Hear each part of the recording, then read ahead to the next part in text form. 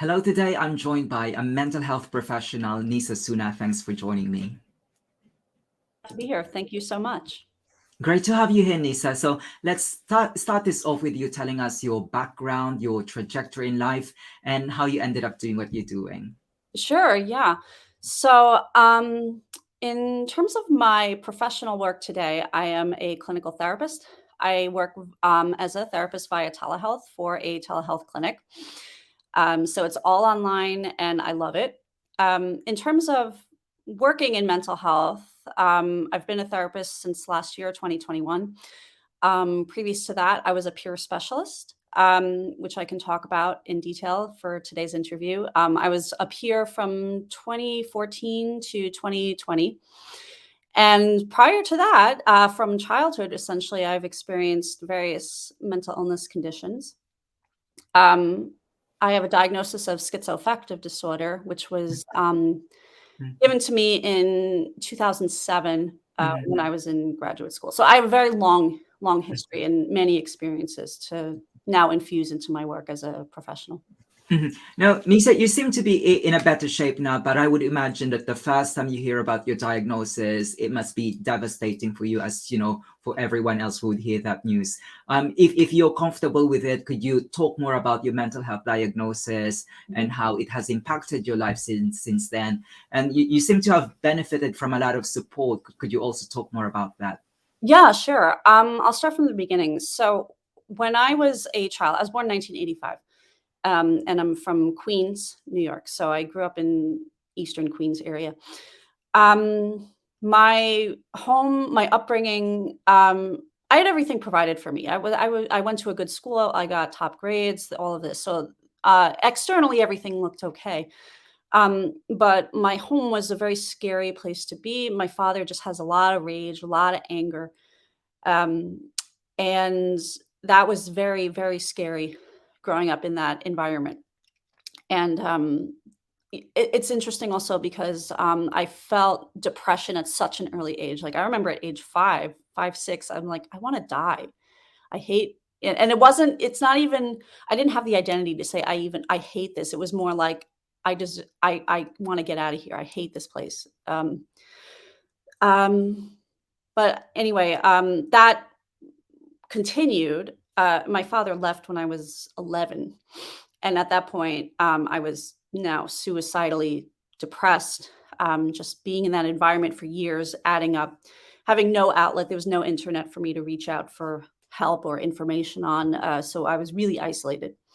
And kids at school, there's no way I can describe what's going on. So then I started getting therapy for depression at age 11, and I had the diagnosis really formalized when I was 14. That was the first time I was hospitalized, and I was put on antidepressants like Zoloft, Prozac, this sort of thing. And I continued having the depression diagnosis throughout high school, and then college. I went to a music conservatory for that.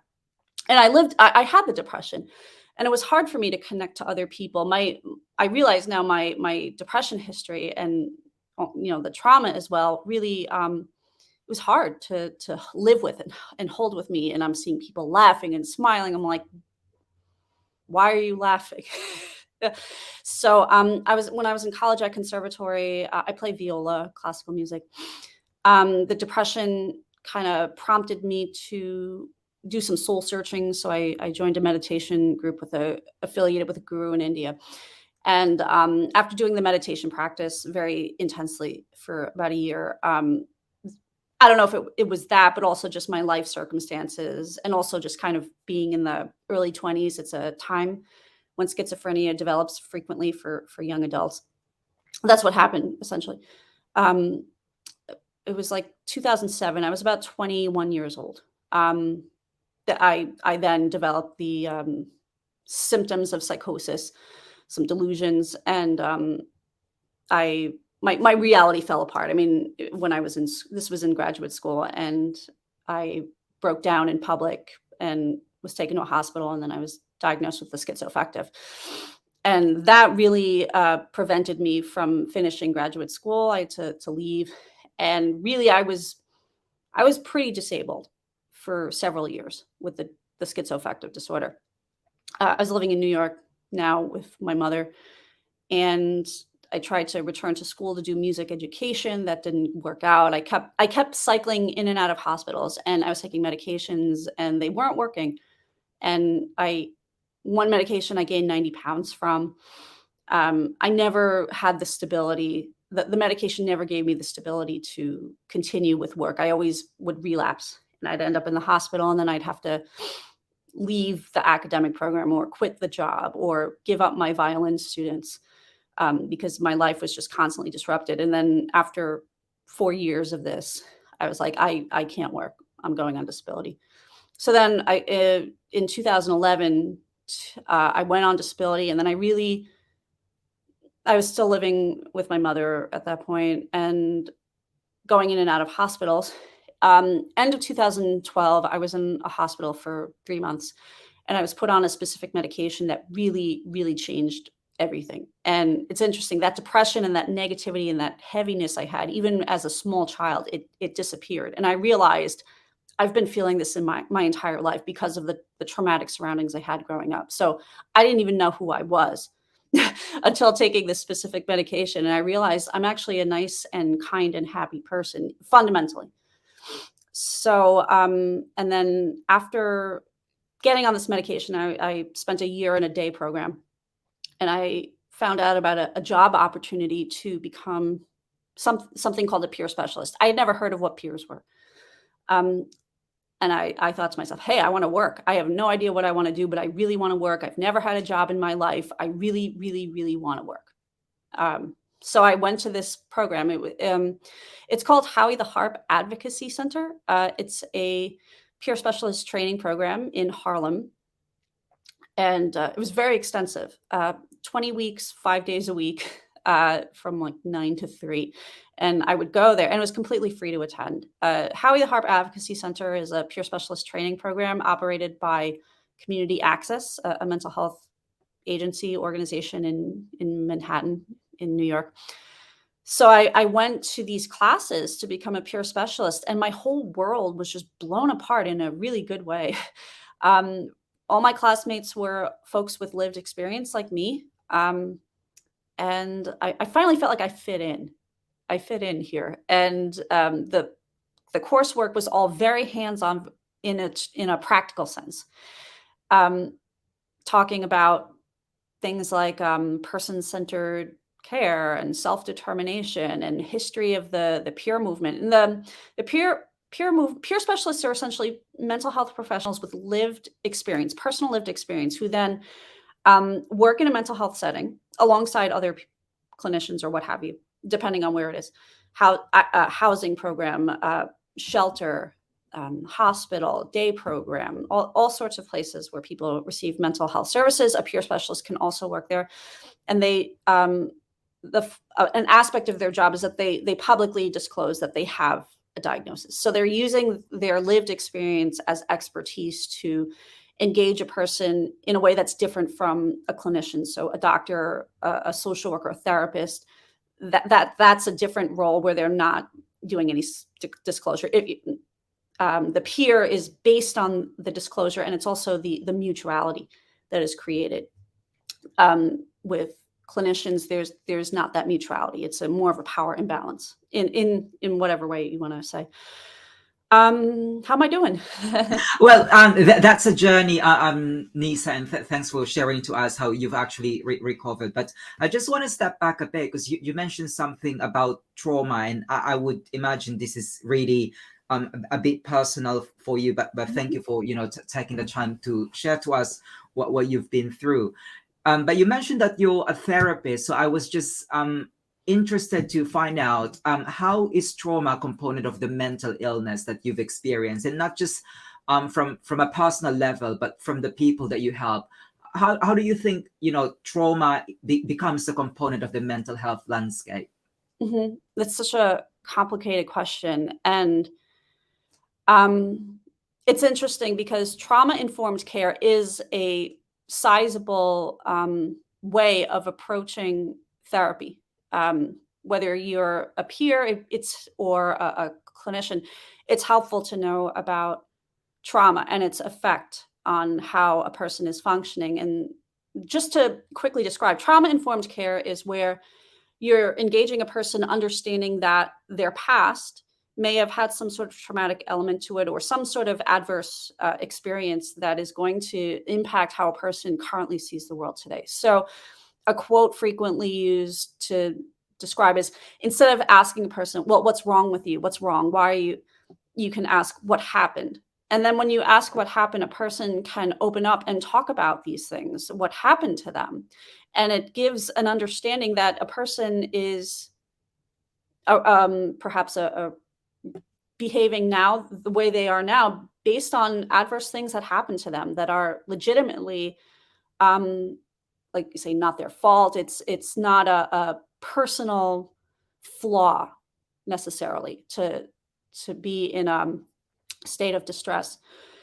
In terms of trauma, I realize that trauma is very much a result of community or surroundings that a person finds themselves in. Um, it's not something. It's not that mental illness occurs in a vacuum where a person all of a sudden loses their marbles and then they're sick.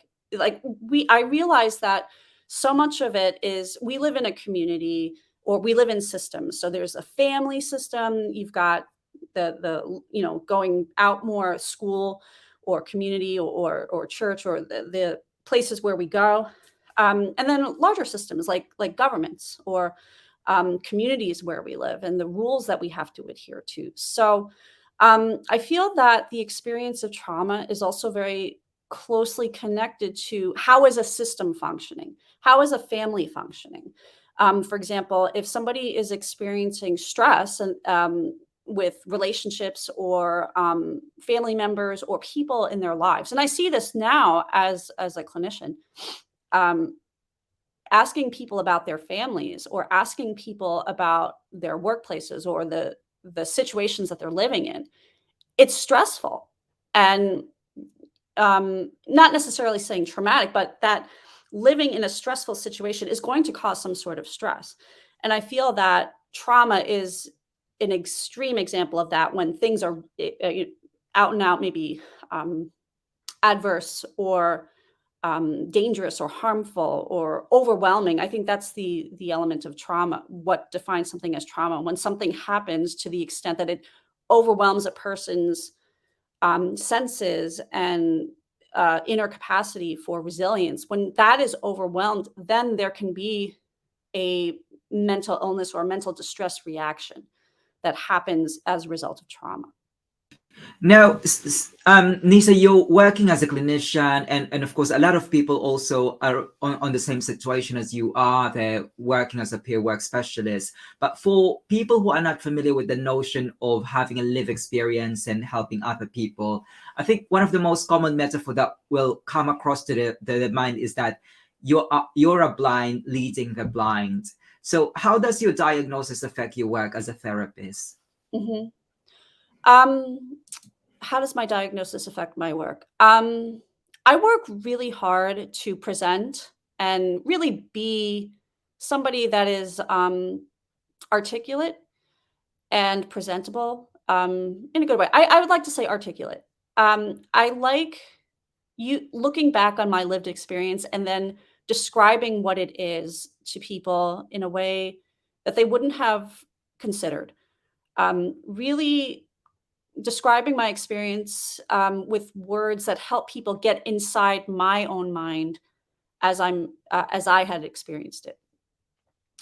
So I also feel that my diagnosis, I'd rather diagnosis. It's interesting. It's a term. It's a word that describes the experiences that I've had. And if I were to say I have a diagnosis of schizoaffective disorder, if somebody hears that, they're like, yeah.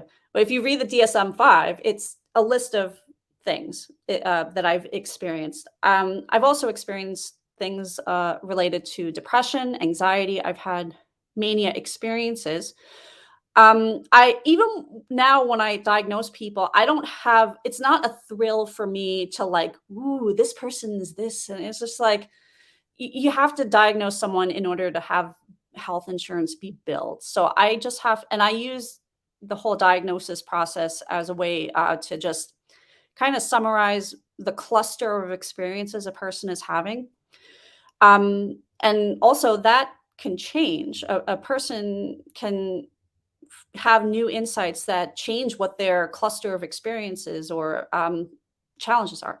So, in terms of my diagnosis, I see it more as a series of experiences I've had, which help me to relate to other people who are experiencing mental distress. That's how I would most generally describe how I use my diagnosis, my experience to help others, is that I can relate to what people are feeling and saying. And also, I don't disclose that, relating as a clinician, I don't disclose my own circumstances. That's not my function. But being able to really understand the experience from a personal perspective, it helps me come up with ideas and questions to ask people that I think are unique and helpful to them, helping them understand their situations and also finding solutions, seeing a light at the end of the tunnel for it.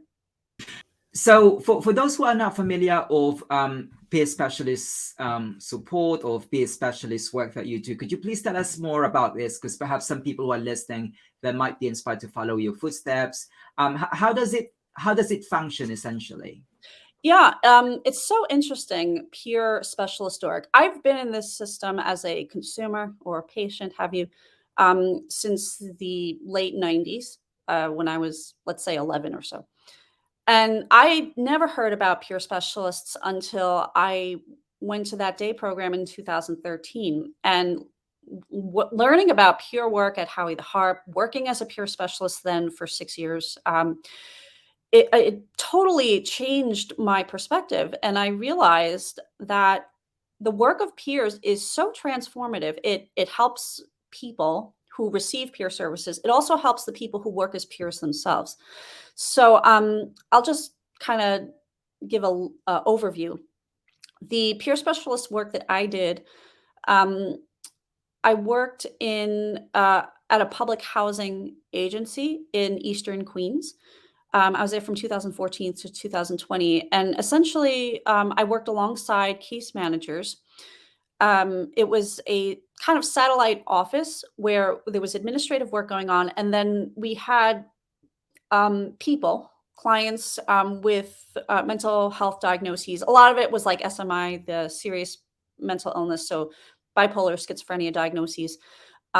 People living in apartments in the community that they would rent from us, and uh, they were living independently, roommates, maybe 2, 3 per apartment, and they were still receiving fairly intensive case management services. So they were being called every day and they're being visited fairly often. We give them boxes with their medications and we pretty much manage every aspect of their life. So they get their money from us.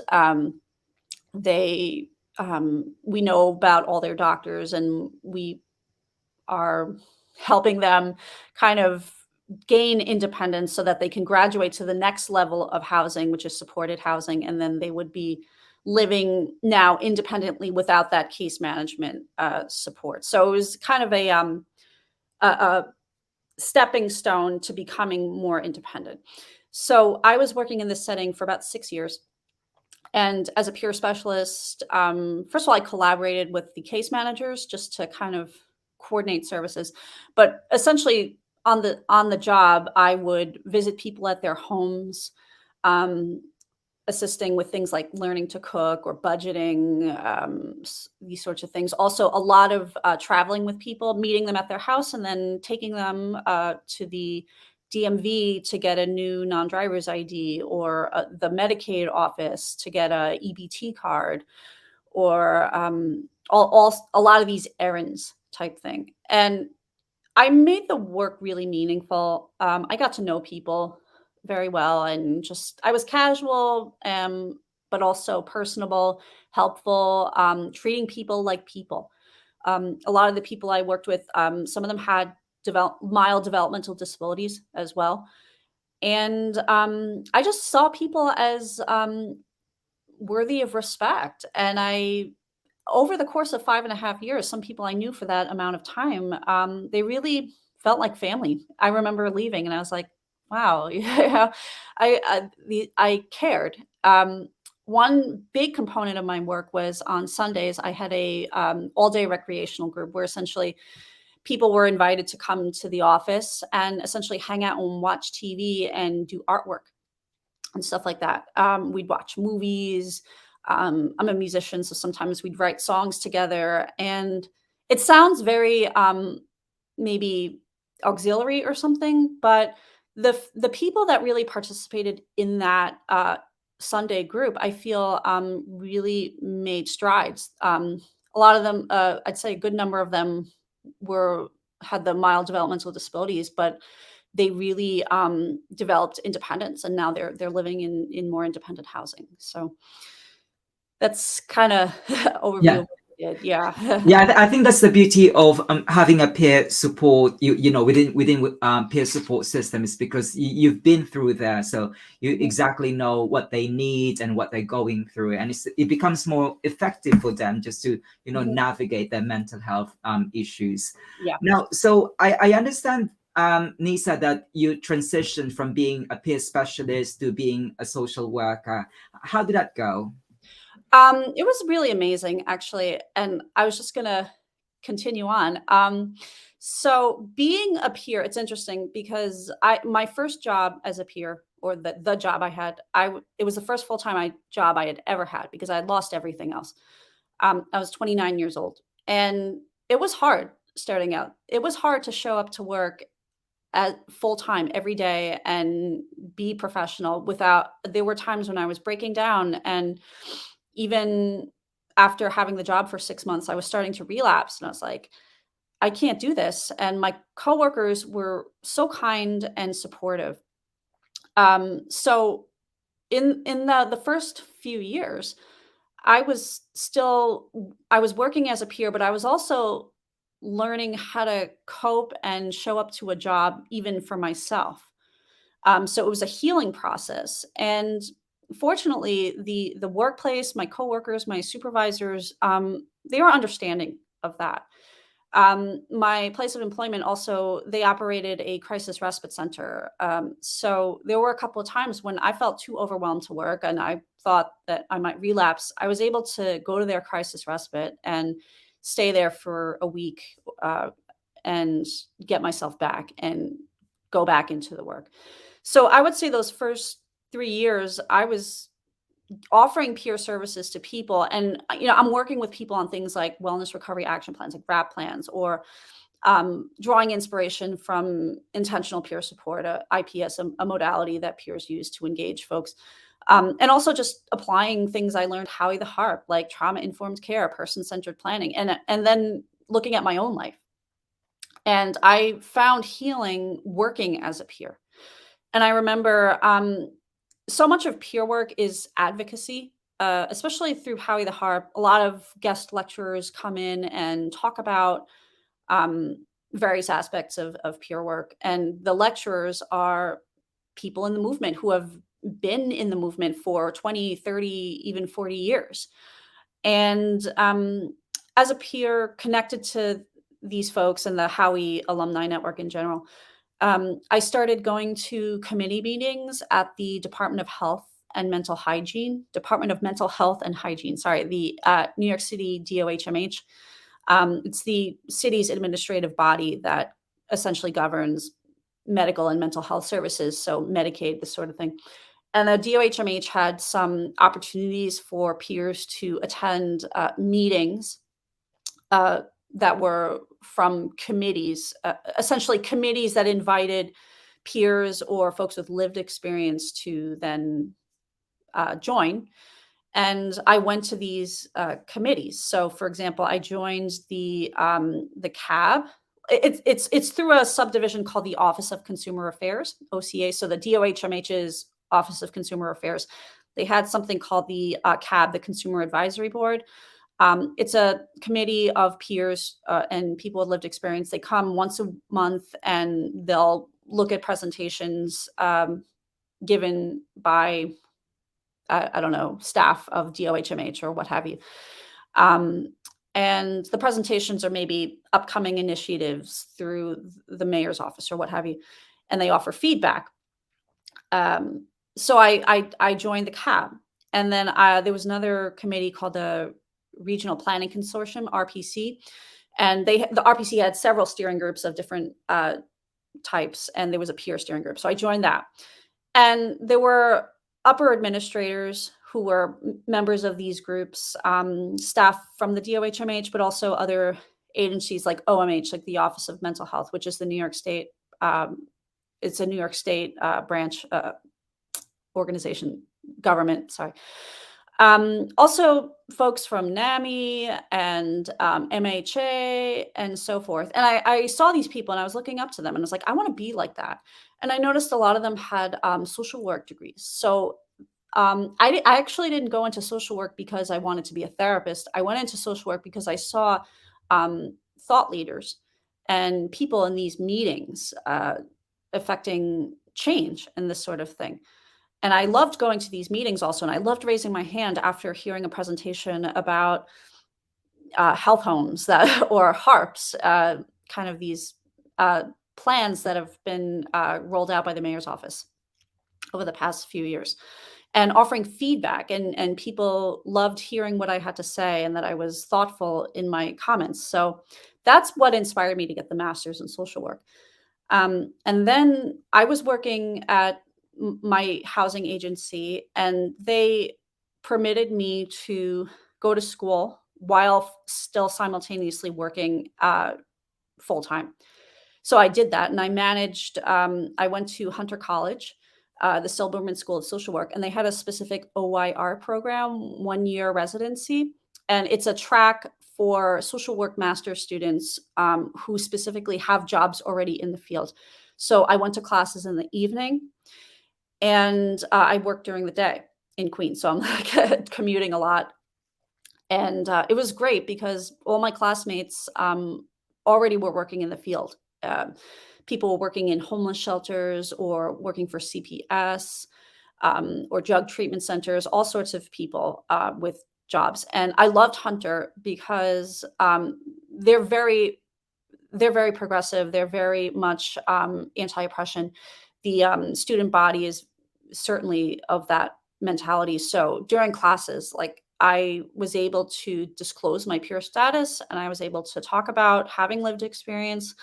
A lot of the papers I wrote were based on the work I do, so I was able to disclose, and there was a lot of support and solidarity.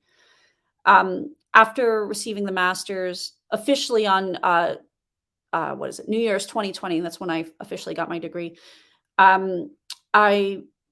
I had some employment troubles in 2020, like many of us. Just some. I had left the job at the peer organization because I wanted something new, and it had been a long time, and it was a little complicated. But I finally got the job I have now about July of 2021. So that's how I kind of became a social worker. That's really a lovely journey, that how you progress from being a peer specialist to being a social worker, and clearly you've been enjoying your new role now. But let's move on to another aspect of the work that you do, because you mentioned earlier about advocacy. So I hear that you use social media a lot as a mental health advocate. So can you tell us more about the work that you do online? Sure. Yeah. So I always like to think outside the box. So when I started going online for advocacy purposes, I would say shortly after I started the job as a peer specialist in 2014. So solidly by 2015, I was like, I want to start telling people about peer work. Like, how come I never knew about peer work when I was in this system for over 10 years? How come I never heard about it? So that's what motivated me to go online and start talking about the work of peer specialists, what they do, the fact that they exist, because it was so transformative for me when I discovered peer work. So I started by creating a Facebook group, which still exists today. It's called What is Wellness? A Mental Health Discussion Group. So I started that group in early 2015, and it grew slowly. And I've kind of it's now matured into its mature form, where essentially I like to ask questions, asking people about what wellness is, various things. Anyway, I use the group as a meeting place for people to discuss wellness, and I talk about peer work as well. Um, so another thing that I've done online is that I have now, for several years, I have written articles as a freelance writer, which have been featured on various websites. And I haven't gotten New York Times credentials, but some other big publications like Psyche, Ravishly, Greatest, The Establishment. I had a HuffPost blog at one point. But writing articles about the mental health experience, also the peer experience, and then sharing that in social media. So that in conjunction with my Facebook group has gotten me a nice following of people who enjoy reading my work. I like the Facebook group that I do as well because it really helps me personally interact with people who like my stuff. So Now, Nisa, you mentioned in several instances earlier that you love music. So tell us more about the kind of music that you make. You mentioned that you play the violin. Is there any other instrument that you play? yeah, actually, I play the violin. I primarily play the viola. So, but yeah, music is such a big part of my life, and it's actually something I've put on the shelf for many years that I'm now bringing back. So, amidst all this turmoil I've experienced, even in childhood, I started taking violin lessons when I was like 5 years old, and I really loved it. And I took it seriously, and going to my lessons and group classes and everything. When I really developed the depression at like age 10, 11, I started getting too depressed to play music, and I didn't like the violin for some reason. But then I discovered the viola, which is a slightly larger instrument, and it is has a lower tone. And I loved it when I first saw it. I was like, I want to play that. And I chose to play viola around 10, 11 years old. And instead of quitting violin, which I would have done, I kept playing on viola.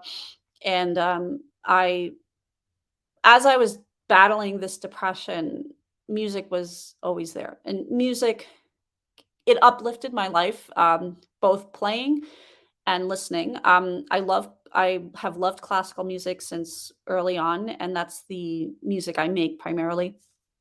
Um, and it was interesting because I would, even though I loved music, it still depressed me. I still experienced depression when I was playing. Like music is supposed to be an emotional release, but I had so much trauma and internalized shame and self hatred that whenever I would play as a small child, I would just end up in tears, and it was so upsetting.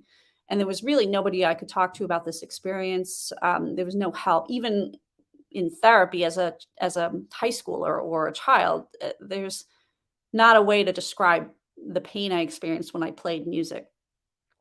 So it was hard for me to practice, and I practiced as little as I could, but I still was able to keep up with the other kids in the New York area where I took lessons. I was in youth orchestras, and I played amongst the top kids in the area. And nobody knew about my depression. And then I went to for college. I didn't know what I wanted to study, and then I was studying with a music teacher in high school who was a member of the New York Philharmonic at the time, and he mentored me into auditioning for conservatories for college. And then I chose to attend Indiana University, so I went there for my bachelor's degree, where I studied viola performance, and that was a amazing experience. Living the lifestyle of a musician 24/7. And I was at IU, and I was like, I want to be a musician. I want to play all these great repertoire, and I want to travel, and I want to be in an orchestra or a chamber or uh, chamber ensemble, string quartet, whatever. I wanted that career, and I couldn't practice enough because of the depression. So that was heartbreaking because I realized that I couldn't advance at a fast enough rate to get that career I wanted. And that was really disappointing. And it caused this total existential crisis for me when I was in college. Um, and that's when I started pursuing like the meditation to try and find some sort of answers for why I was experiencing the depression. And then I sometimes say that triggered my schizophrenia, or maybe I was prone to it in the first place. Again, like I said, schizophrenia is known to emerge in the late teens, early 20s. So, but yeah, once I developed the schizophrenia, I really couldn't play anymore because the playing music now triggered psychotic thoughts of sorts. What was it? In 2010, I started, I had been writing a paper for an academic class I was taking in music education. And I was trying to write about Beethoven's Eroica Symphony. And I had this, notion occur to me that I was the reincarnation of Beethoven. And then this is something that I battled with for over 10 years. And it really, I would play and I'd get these thoughts and I was like, oh my God, I can't even play. So I couldn't play music essentially for over 10 years because of this thought. And it was, I essentially assumed I would never be a musician again. That's why I've developed myself as a mental health professional because of that.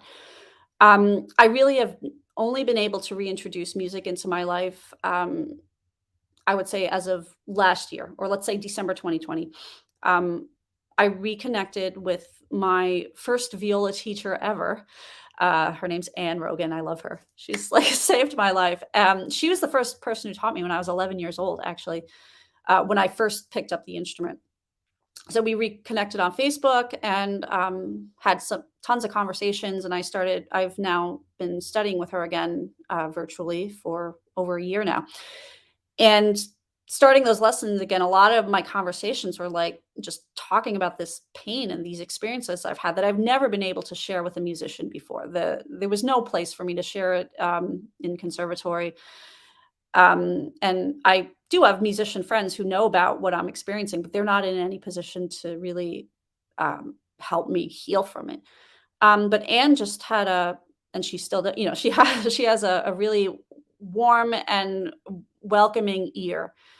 And I practice and I'd still have these thoughts. And she, one time she asked me, oh, how was practicing? And I was like, oh, it was horrible. It was like Rosemary's Baby at the Suzuki school. And she's like, I'm sorry about that. And yeah, she wasn't a therapist, but it's interesting. That dynamic of peer support is there because she's a teacher, she's a violist. And she offered something that mental health professionals couldn't offer me, is that she's a musician. She knows the lifestyle. It's a way of living. It's a way of being. It's a way of thinking, being a classical musician.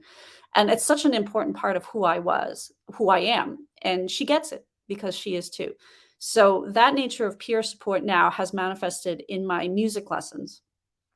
And with her support and with her lack of fear in talking to me, I've really healed to the point now where I practice like 3 hours a day and I'm not feeling any craving to cry. I'm not feeling trauma. It's like I'm finally able to play.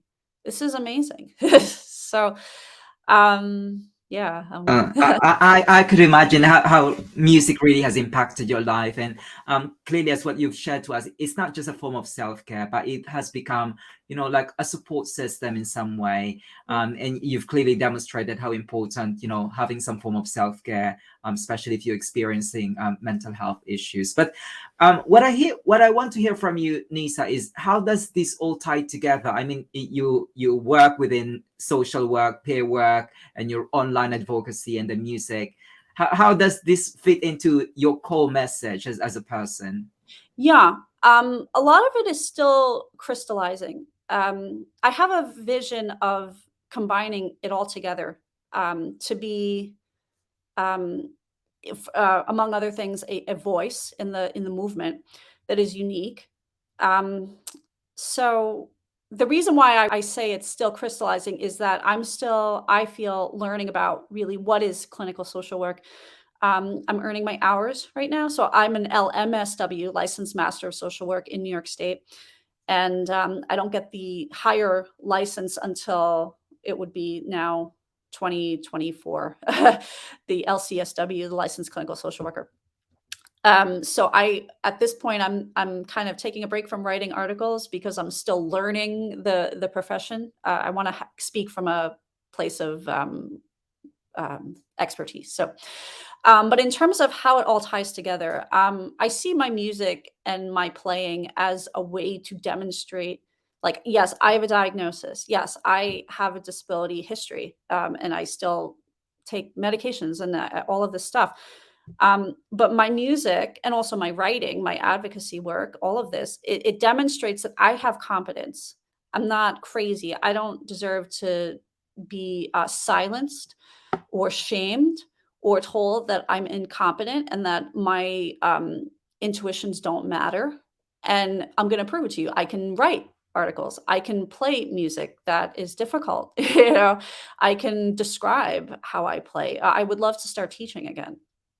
But I really do see also that my art, essentially the music, it also offers a unique voice to the movement, because I think there are many people that are frustrated with the mental health system. There are many people who feel silenced, and as a musician, contributing my unique talents, it demonstrates my competence, but also I can come up and say, hey, there are other people in our community who are silenced, who are living marginalized lives, and maybe they never had the chance to develop the art that they have within themselves. And it's like, if we gave people a chance, imagine what they could create. I think I want to use myself as an example to really challenge the mainstream community about who we are and what we're capable of. Absolutely, and I suppose, Neesa, you're really doing a wonderful job here Mhm. when it comes to conveying to people what living with a mental health issue is. As you've alluded to, it's about visibility. It's about telling to people that even though you have mental health issues, you're actually capable of self-empowerment. As you've rightly mentioned, that you play music, you have gone from peer support work to social work. So it's really all about making these achievements, legal achievements within the mental health community more visible. So thank you for joining me here on the BRH show to make that message more clear, more visible. But I just want to hear from you, Neesa. Is there a particular individual who has the greatest influence to your work, or if you can't think of an individual, is there a book which has become a source of inspiration for you, whether you're doing your peer work or your music, your greatest influence? Okay. So, yeah, it's interesting. I tend to think very abstractly. So I do think I've derived a lot of inspiration from Beethoven. I realize I'm not him in any capacity. And, even with having beliefs in reincarnation, it's not a important aspect. Like, I don't, whatever happened, I have no idea. But I have found a lot of inspiration through his life, his music, obviously. I mean, just the idea that he was a profoundly deaf person who created music and defied the assumptions that would go along with his disability to create music that essentially is some of the most influential music of our time. Beethoven is not only it's not only the music, it's also about who he was. And first of all, when I listen to the music, my creative mind just kind of hears what his brain was like. It's very uh, mentally stimulating for me. I feel a lot of his music has this kind of kinesthetic aspect to it, where I can feel movement. Or he wrote the Pastoral Symphony, the Sixth Symphony, and it's describing visually, essentially, or musically, it's describing kind of natural landscape in a sense. So there's that inspiration, but also who he was as a person. I have on my shelf Beethoven's letters. And I like reading letters and correspondences of composers because you really get to know who they were and how they communicated through letter writing. And as a writer myself, I read what he thought and things like this. And it's different from how people think today to some extent. But also we write emails and we text each other and this sort of thing. So there's some sort of parallel into how we communicate through writing these days and comparing that to the past. But also just there are quotes of his that I really like. He's had interest, to create benefit concerts for the poor, this sort of thing, which he did, and or he's corresponding with his publisher, who was a Breitkopf and Hartel, and writing about how he had diarrhea. And you figure people were more likely to die from sickness back then, so maybe they're a little more open about it. This sort of thing. Um, and just reading, and it's almost like he's still alive today, because I mean, who wrote a letter, so but I've found inspiration through his writings. And it's interesting, he's written, he wrote, oh, I could be doing so much more if he hadn't been afflicted. He could have been traveling more and this sort of thing. And we always see Beethoven as something of like a pinnacle of achievement. But even within himself, he felt that he could have been doing more. So Absolutely. And Neesa, what would you say are the highlights of your career so far? that I've recovered. Mhm. Yeah. Highlights of my career. That I've recovered and I'm living this life I never thought I'd live. I always, throughout my childhood, and especially with disability, I thought I'd be living at home with my mother, never working, and just going to day programs, because that's what I was doing. So just the fact that, I mean, that's not my career, that's my life. But just working and helping people, I would say, are personal highlights of my career. I think on the external sense, what people can see, what do they see? I guess that highlights of my career, that I'm writing articles and trying to say things that haven't been said before, trying to think about these issues in our community, in our profession, in thinking about these issues and then coming up with solutions. That's what I want to do. Another highlight of my career is that I'm playing music, and that I'm now reaching a professional level of playing, which I never could do previously. So that's a highlight as well. I feel like I'm at the beginning stages of where I want to be at this point. Absolutely. And Neesa, if you weren't a social worker, what would you have pursued in life? In another time, in another space, what would have been Neesa? Yeah, I still today have this sort of regret that I never, went to Juilliard, and I never got to I never got to play well enough to do these competitions and gain amazing gigs in Europe and travel and all this stuff. And I guess if the mental health didn't happen, and if I had the childhood where I had the supportive parents that helped me along with my musical progress, I would have been a more proficient musician, and I would have had a career in Europe. That I still have regrets about that, but my life has gone in a different direction, I guess. Yeah. Yeah, and you're singing a different kind of music without sounding cheesy. You're singing the song of inspiration, especially for people within the mental health community. Now, Neesa, finally, the floor is all yours. Tell us what else is in the pipeline. Talk us through about your current and future projects, and also if people wanted to reach out to you, what platforms can they get in touch with you at? Sure, yeah. In terms of future projects, I'm writing an article for Aeon, and I'm so excited about it. It's really going to be, I think, my breakthrough article, where I really start talking about my music in conjunction with my mental health. I haven't really done that yet. So I have to submit the final version on February 15th, and then I guess it'll be published after that. So that's almost finished. Other than that, I don't know. I have this idea of see, right now I'm really at the beginning because I'm kind of recovering from the full full-time caseload. I have a caseload of 34 people that I work with every week as a therapist. So there's just been this learning curve. So my output has been a little bit lowered at this point because I'm learning a lot as a social worker. But I'm starting to get back out. I also have a vision of creating a one-woman show where I will tell my story and also perform music, unaccompanied solo pieces on viola from the classical repertoire. You know, from various periods: Baroque, classical, modern, romantic, so forth. So that's an idea I have, and I'm actually knock on wood.